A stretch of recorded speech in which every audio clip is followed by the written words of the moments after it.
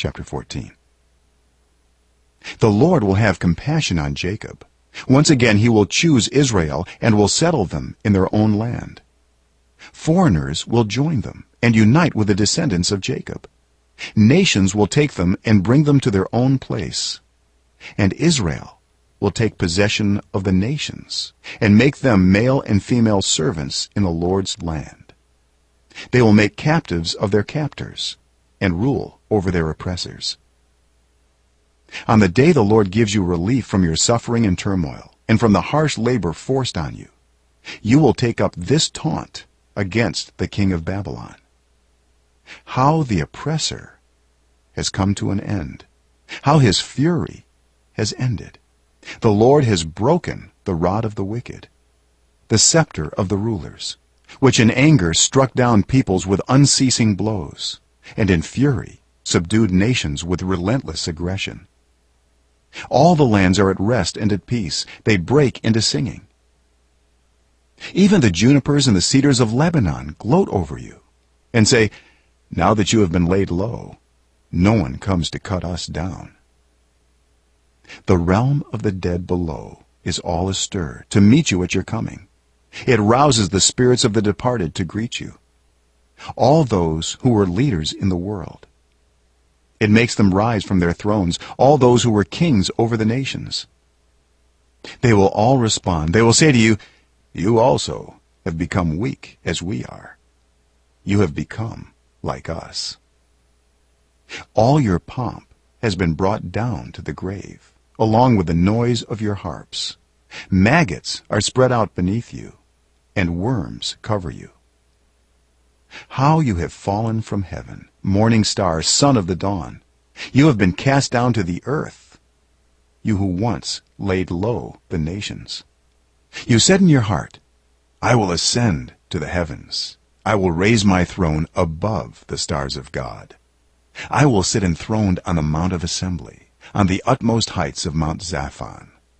I will ascend above the tops of the clouds. I will make myself like the Most High."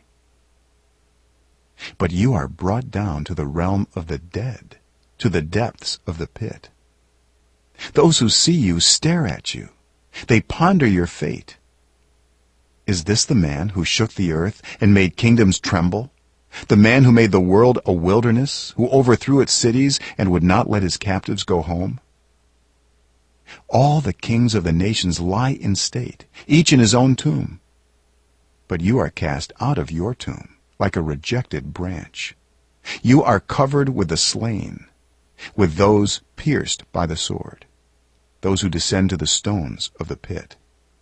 Like a corpse trampled underfoot, you will not join them in burial, for you have destroyed your land and killed your people.